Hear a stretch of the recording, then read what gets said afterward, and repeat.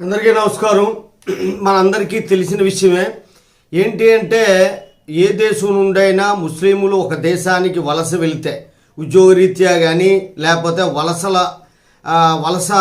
కార్మికులుగా కానీ వలసలుగా కానీ వెళ్తే ఆ దేశంలో నెమ్మదిగా జ్వరపడి దేశం అంతా వ్యాపించి సంతానోత్పత్తి చేసి ఒకరికి తోడు ఒకరిని ఆ దేశానికి రప్పించుకొని ఆ దేశాలను జనాభా పెంచి వీళ్ళు ఏం చేయడం మొదలు పెడతారంటే అక్కడ మత విశ్వాసాలను తీసుకొస్తారు ముందుకి.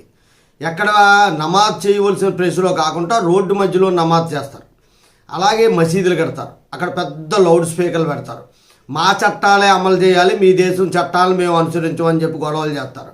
ఏమన్నా అంటే మనకు తెలిసిందే, విధ్వంసాలు అనేవి సృష్టిస్తారు, అక్కడ బాంబులు పెడతారు. ఇవన్నీ మనకు తెలిసినటువంటి విషయమే. అయితే దీని గురించి ఇప్పుడు ప్రస్తావన ఎందుకు? అయితే జపాన్ ఏం చేసిందంటే ఆ ఇబ్బందుల్ని మొదటగానే గ్రహించి రోడ్డు మీద ఎవరో నమాజ్ చేయకూడదు, ఎవరైనా ఎక్కడైనా తెలియనటువంటి ఇంట్లో చేసుకోవచ్చు, అలాగే మసీదుల్లో మాత్రమే చేయాలి, లౌడ్ స్పీకర్లు పెట్టడానికి బ్యాన్ చేసింది, రోడ్డు మీద నమాజ్ చేయడం అంటారా అది బ్యాన్ చేసింది. అలాగే ప్రత్యేకమైన చట్టాలు వాటి గురించి మాట్లాడడం కూడా బ్యాన్ చేసింది. జపాన్ చట్టాలనే ఖచ్చితంగా అందరూ అనుసరించాలి, ఏ మతమైనా ఏ దేశం నుండి వలస వచ్చినా ఎవరైనా సరే. అలా చాలా కఠిన నిర్ణయాలు తీసుకుందనమాట. అది జపాన్ తాలూకా గొప్పతనం. ఇప్పుడు అన్ని దేశాలు ఇవి అనుసరించాలి. ఇది ఒక దేశం కాకుండా భారతదేశం, అలాగే యూరప్, అమెరికా లాంటి దేశాలు కూడా వీళ్ళకి ప్రత్యేకమైన చట్టాలు ఇవ్వకూడదు.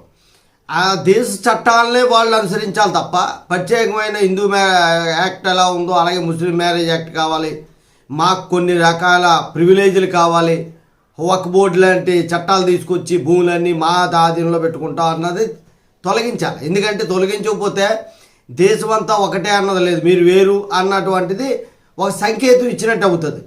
వాళ్ళు వేరు, భారతీయులు వేరు. ఎందుకంటే భారతీయ చట్టాలు వేరు కదా, వాళ్ళ చట్టాలు వేరు కదా, అందుకని ఇద్దరు వేరు అలా చూపించకూడదు.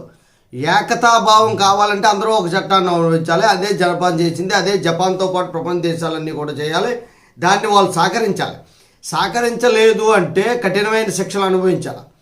అలాగ చెయ్యకుండా ఓట్ల కోసం వాళ్ళ వెనకాల పరిగెడితే వాళ్ళ తాలూకా అభివృద్ధిని మనం పాడు చేసినట్లు లెక్క అనమాట. జై హింద్, భారత మాతాకి జై.